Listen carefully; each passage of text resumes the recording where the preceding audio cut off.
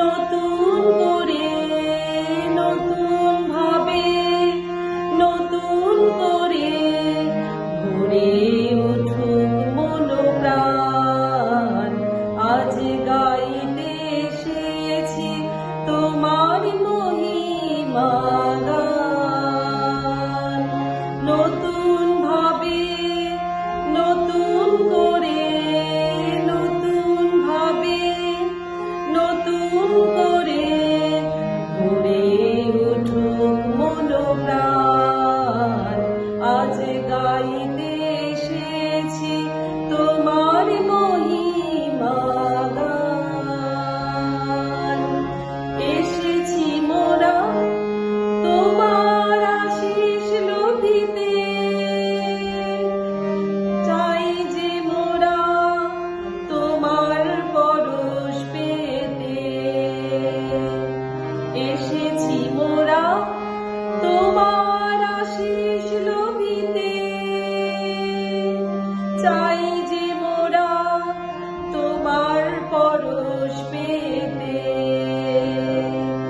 হৃদয় দুয়ার খুলে রেখেছি, হৃদয় দুয়ার খুলে রেখেছি, তোমার করুণা করো দান।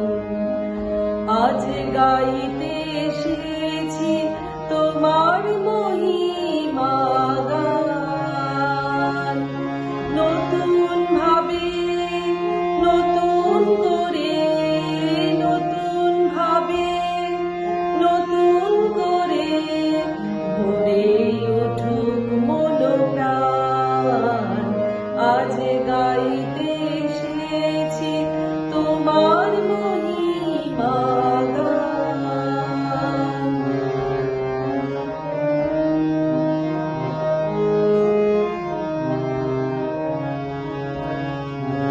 ক্ষমা করে পাপ অপরাধ তোমার করো প্রভু। ক্ষমা করে পাপ অপরাধ তোমার করো প্রভু। কৃতজ্ঞ হয়ে থাকি যেন, কৃতজ্ঞ হয়ে থাকি যেন, তোমায় ভুলি না কভু। এসেছি মোরা তোমার পথে চলতে,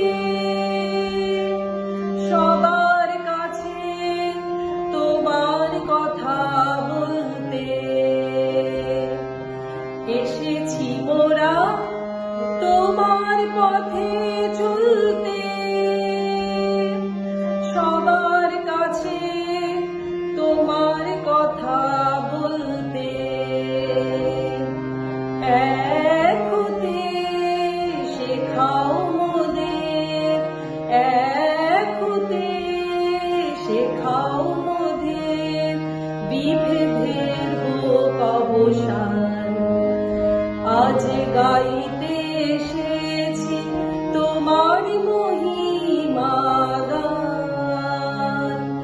নতুন ভাবে নতুন করে নতুন ভাবে নতুন করে ভরে উঠুক মন প্রাণ। আজ গাইতে এসেছি তোমার মহিমা গান।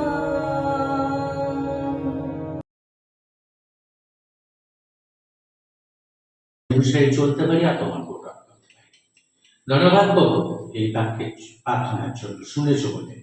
এই ধন্যবাদের সেই প্রার্থনা প্রভু যিশু তোমার পবিত্র নামে জানাই, আমেন। আসুন আমরা দেখি একটা পথ খুলে রোমীয় 7:6 এখানে বলছে, কিন্তু এক্ষণে আমরা ব্যবস্থা হইতে মুক্ত হয়ে গেছি, কেননা যাহাতে আবদ্ধ ছিলাম তাহার সম্বন্ধে মরেছি, যেন আমরা অক্ষরের প্রাচীনতা নয় কিন্তু আত্মার নূতনতা দাস্যকর্ম করি। তো এখানে খালি চোখে যদি আমরা দেখতে পাই যে শুধু এই পথটা যদি আমরা দেখি, এটা বুঝতে পারি যেহেতু আমরা মরেছি, আমাদের ব্যবস্থাও থেকে স্বাধীন হয়েছে, অর্থাৎ আমাদের ব্যবস্থা পালন করবার দরকার নেই, আমরা ব্যবস্থা থেকে মুক্ত হয়েছি। কিন্তু তার পরের লাইনে লেখা আছে, অক্ষরের প্রাচীনতা নয় কিন্তু আত্মার নূতনতায়। আমাদের সকলের আত্মিক জন্ম হয়েছে, যারা যারা আমরা বাপ্তিস্ম নিয়েছি আমরা জানি যে আমাদের নূতন জন্ম হওয়া আবশ্যক। সুতরাং আত্মার নূতনতায় আমরা দাস্যকর্ম, আমরা ব্যবস্থার দাস্যকর্ম করছি না, কিন্তু আত্মার নূতনতায় দাস্যকর্ম করছি। ও এই যে লেখকের যে লেখা, এই লেখা কি বলতে চাইছে বা আমাদেরকে কি বোঝাতে চাইছে আজ আমরা বুঝবো। চলো আমরা ওইখানকারই একই অধ্যায়ের 14 পদে আমরা দেখবো, 7 অধ্যায় 14 পদে। কারণ আমরা জানি ব্যবস্থা আত্মিক, কিন্তু আমি মাংসময় পাপের অধীনে বিকৃত। ব্যবস্থা হচ্ছে আত্মিক, আর এখানে 6 পদে কি বলছে, আত্মা নূতনতা আমাদের দাস্যকর্ম করতে হবে। তো ব্যবস্থা হচ্ছে আত্মিক, তাহলে আমাদের আত্মার নূতনতা দাস্যকর্ম করতে গেলে আমাদেরকে কি করতে হবে, আত্মার নূতনতা আমাদের দাস্যকর্ম করতে হবে। আর এখানে 14 পদে লেখক বলছে ব্যবস্থা হচ্ছে আত্মিক, কিন্তু আমি মাংসময়, আমি পাপের অধীনে বিকৃত। এইটাকে যদি আরেকটু ভালোভাবে যদি বুঝতে যাই, আমরা দেখতে পাই 7 পদে লেখা আছে যে তবে কি বলিব, ব্যবস্থা কি পাপ তা দুটো, বরং পাপ কি তা আমি জানতাম না, কেবল ব্যবস্থা দ্বারা জানিয়েছি, লোক করিও না। এই কথা যদি ব্যবস্থা না বলতো তবে লোক কি তা আমরা জানতাম না। এখন লোক করিও না এই কথাটা ব্যবস্থা আমাদেরকে বলছে, তাই আমরা জানতে যাচ্ছি লোক করাটা হচ্ছে পাপ। আদম ও হাওয়াকে এদম উদ্যানের সব গাছের ফল খেতে বলেছিল, কিন্তু একটা ফল খেতে বারণ করেছিল। তো আদম সেই ফলটা খেয়েছিল বলেই সে পাপে পরিণত হয়েছিল, সে পাপী, সে ঈশ্বরের আজ্ঞা লঙ্ঘন করেছিল, আর ঈশ্বরের বাক্য বলে ব্যবস্থা লঙ্ঘনই পাপ। সুতরাং মানুষের মাংসের যেটা বলছে না, আমরা মাংসের অধীনে বিকৃত, মাংসের ভঙ্গি, আমরা যেটা করতে চাই না সেটাই আমরা করে ফেলি, কিন্তু আমরা যেটা করতে চাই সেটা আমরা বাস্তবে করতে পারি না। যেমন একটা উদাহরণ করি, আমাদের একজনের, আপনার বাড়িতে আমি তো প্রতিদিন আমি আসি, প্রতিদিন ঢুকি, কিন্তু যে দরজাটা আমি বলি ছুঁয়ে স্পর্শ করে দেখি না। কিন্তু আপনি যেদিন বললেন এই দরজাটা হাত দিবেন না, কাঁচা রং আছে, আর ঠিক আপনি বারণ করলেন, আমি গিয়ে হাত দিলাম। আমাদের মাংস ঠিক এই কাজই করে, যেটা ঈশ্বর বারণ করে ঠিক তার উল্টোটা কাজ করে। তাই পল বলছিল ভালো করার ইচ্ছা থাকলেও আমরা করতে পারি না, কিন্তু যেটা করতে চাই না সেটাই আমরা করে ফেলি, কারণ আমরা মাংসের অধীনে বিকৃত। তাহলে কি এর কোনো সমাধান নেই? অবশ্যই সমাধান আছে। পল বলছে গালাতীয় 5 অধ্যায়, গালাতীয় পুস্তক 5 অধ্যায় বলছে, গালাতীয় পুস্তক 5 অধ্যায় বলছে, 5 অধ্যায় 16 পদে বলছে, কিন্তু আমি বলি আত্মার বশে চলো, তাহলে মাংসের অভিলাষ পূর্ণ হবে না। কেননা মাংস আত্মার বিরুদ্ধে, আত্মা মাংসের বিরুদ্ধে অভিলাষ করে, এই দুয়ে একটি অন্যটির বিপরীত। তাই তোমরা যা ইচ্ছা করো তা সাধন করো না। মাংস চায় উত্তর দিকে চলতে, আত্মা চায় দক্ষিণ দিকে চলতে। আত্মা যদি চায় পূর্ব দিকে চলতে, মাংস চাইবে পশ্চিম দিকে চলতে।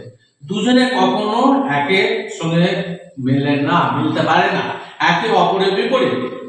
কিন্তু যদি 18 পদে বলছে, 5 অধ্যায় 18 পদে, কিন্তু যদি আত্মা দ্বারা চালিত তবে তোমরা ব্যবস্থা অধীন নাও। যদি আমরা আত্মা দ্বারা চালিত হই তবে আমরা ব্যবস্থা অধীন নয়, কারণ অলরেডি আত্মিক ব্যবস্থা আমার হৃদয়ে বিরাজ করছে। তাই ব্যবস্থা হচ্ছে আত্মিক। আর মাংসের কার্য কি আর আত্মার কার্য কি, একটু যদি আমরা খেয়াল করে দেখি, এখানে দেখুন আত্মার কার্যগুলো কি বলছে, আত্মা দ্বারা পরিচালিত 22 পদে বলছে, কিন্তু আত্মার ফল প্রেম, আনন্দ, শান্তি, দীর্ঘসহিষ্ণুতা, মাধুর্য, মঙ্গলভাব, বিশ্বস্ততা, মৃদুতা, ইন্দ্রিয় দমন, এই প্রকার গুণের বিরুদ্ধে ব্যবস্থা নেই। আত্মার ফল, আম গাছে কি আম ফলবে না করলা ফলবে? আম গাছে আম ফলবে। আর আত্মা মানে কার আত্মা? ঈশ্বরের আত্মা। সেই আত্মা যদি আমার হৃদয়ে বিরাজ করে তাহলে আমার মধ্যে দিয়ে কি প্রকাশ পাবে? ঈশ্বরের চরিত্র প্রকাশ পাবে, ঈশ্বরের ব্যবহার প্রকাশ পাবে, আত্মার ফল প্রকাশ পাবে। আর ঈশ্বরের যে 10টা আজ্ঞা, এটা হচ্ছে ঈশ্বরের চরিত্রের বহিঃ প্রকাশ। তাই সেই ফল যদি আমার শরীরে থাকে, অর্থাৎ প্রেম, আনন্দ, শান্তি, দীর্ঘসহিষ্ণুতা, মাধুর্য, মঙ্গলভাব, বিশ্বস্ততা, মৃদুতা, ইন্দ্রিয় দমন, এগুলোকে যদি আপনি একটা একটা করে যদি ভাবেন, দেখা যাবে 10 আজ্ঞা আপনি মানছেন। এইগুলো যদি, এই ফলগুলো যদি আপনার মধ্যে থাকে, তার মানে আপনি 10 আজ্ঞাই মানছেন, আর এই প্রকার গুণের কোনো বিরুদ্ধে ব্যবস্থা নাই। আর একটু আগে রোমিওতে আমরা কি দেখেছি, 7 অধ্যায় 14 পদের ব্যবস্থা হচ্ছে আত্মিক। তাহলে মানে এগুলো ব্যবস্থা পালন করতে গেলে আমাদের কি করতে হবে? আত্মায় পূর্ণ হতে হবে। আর সেই আত্মা, যে আত্মা প্রভু যিশু এই পৃথিবী ছেড়ে যাওয়ার আগে আমাদেরকে প্রতিশ্রুতি দিয়েছিলেন, আমি তোমাদের জন্য সেই সহায় পাঠিয়ে দেবো, যিনি তোমাদেরকে সত্যি চালাবেন। আমাদের সেই আত্মায় পূর্ণ হতে হবে। করিন্থীয়তে লেখা আছে, বলছে রঙ্গরসমত্বতায় নয়, আত্মায় পূর্ণ। সুতরাং আমরা যতজন প্রভুতে এসেছি বা প্রভুকে জানি বা প্রভুকে বিশ্বাস করি, আমাদেরকে আত্মায় পূর্ণ হতে হবে। কারণ যদি মাংসের গুণ যদি আমার মধ্যে থাকে, 19 পদে বলছে মাংসের কার্যগুলো হচ্ছে বেশ্যাগমন, অসুচিতা, শৈলিতা, প্রতিমা পুজো, কুয়োগ, নানা প্রকার শত্রুতা, বিবাদ, ঈর্ষা, রাগ, প্রতিযোগিতা, বিচ্ছিন্নতা, দলভেদ, মাৎসর্য, মত্ততা, রঙ্গরস ও তৎসদৃশ অন্য অন্য দোষ। আর এই ধরনের শত্রুতা, ডাইনি বিদ্যা, ঝগড়া, হিংসা, প্রতিযোগিতা, দলভেদ, ঝগড়াঝাটি, হিংসা, এই সকলের বিষয়ে পল বলছে যারা এই প্রকার আচরণ করে আর ঈশ্বরের রাজ্য অধিকার পাবে। যতদিন আমরা মাংসের দেহে থাকবো, আমরা যতই বলি আমরা দুর্বল, আমরা পারবো না, আমরা ঈশ্বরের রাজ্য যেতে পারবো না। কিন্তু মাংসের কার্যক্রম আমাদের ত্যাগ করতে হবে। বাপ্তিস্মের দ্বারা আমরা যখন জলের তলায় যাই, আমরা কি সমাধি দিই? আমার মাংসের দেহটাকে। আর যখন উঠে আসি, যেমন ভাবে পায়রা, পবিত্র আত্মা পায়রার ন্যায় প্রভু যিশুর উপরে নেমে এসেছিল, সেরকম ভাবে ঈশ্বরের আত্মা আমাদের উপরে নেমে আসে। তখনই হচ্ছে আমাদের নূতন জন্ম। প্রথম আদমের দ্বারা আমরা মাংসের দেহে, মৃন্ময়ের দ্বারা আমরা জন্ম লাভ করেছি। কিন্তু দ্বিতীয় আদম, যাকে প্রভু যিশুকে বলা হয়, সেই প্রভু যিশুর দ্বারা আমরা আত্মিক দেহে জন্ম লাভ করেছি। একটি মানুষের জীবনে দুবার জন্ম হয়, মৃন্ময় হয়ে যায় কাদা, মৃন্ময় মানে মাটি, মাটির ক্ষয় আছে, কিন্তু আত্মার ক্ষয় নেই। তাই পল বলছে যাহারা খ্রিস্ট যিশু, 24 পদে বলছে, গালাতীয় 5 অধ্যায় 24 পদে, যাহারা খ্রিস্ট যিশু তাহারা মাংসকে তার মতি অভিলাষ শুদ্ধ ক্রুশে দিয়েছে। তাই আসুন আমাদের এই মৃন্ময়, এই মাটির দেহটাকে, এই মাংসের দেহটাকে জলের তলে সমাধি দিয়ে দিই, ত্যাগ করে। আর যদি আপনি প্রভু যিশু হতে চান, আর আমরা যদি আত্মার বশে জীবন ধারণ করি, তবে এই আত্মার বশে চলি। তাই পল বলছে, আমাদেরকে আমন্ত্রণ জানাচ্ছে, আমিও আপনাদেরকে বলছি, আসুন যদি আত্মার বশে জীবন যাপন করতে চান, আত্মার বশে চলুন, আত্মার উপরে নিজেদেরকে সমর্পণ করেন। দেখবেন আমাদের মধ্যে দর্প, হিংসা, বিবাদ, ঝগড়া কিচ্ছু থাকে না।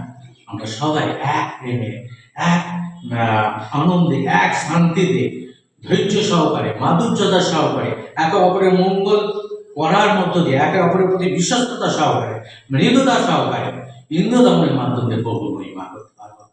আর ঈশ্বরের বাক্য বলে, যে গাছে ফল ধরে সেই গাছ ঈশ্বর যত্ন করে যেন আরো বেশি ফল দিতে পারে।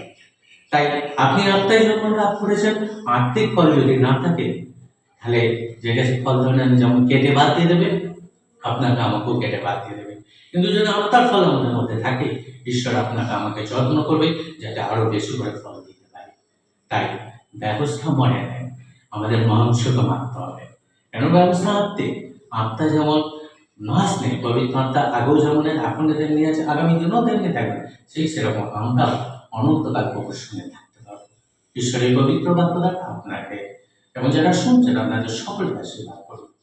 আমি প্রার্থনা করি, প্রভু যিশু তোমার এই বাক্যটা প্রত্যেকের সঙ্গে যেন তো শ্রোতা নেবে, বাক্য অনুসারে যেন চলে, আত্মায় যেন চলে, মানুষের দেহকে যেন ত্যাগ করে, যেন আমরা এক প্রেমে, এক আনন্দে, এক শান্তিতে মিলে মিশে একে অপরের মঙ্গলের মাধ্যমে চলতে পারি আর তোমার উপকার করতে পারি। ধন্যবাদ প্রভু, এই বিশ্রামবার আমরা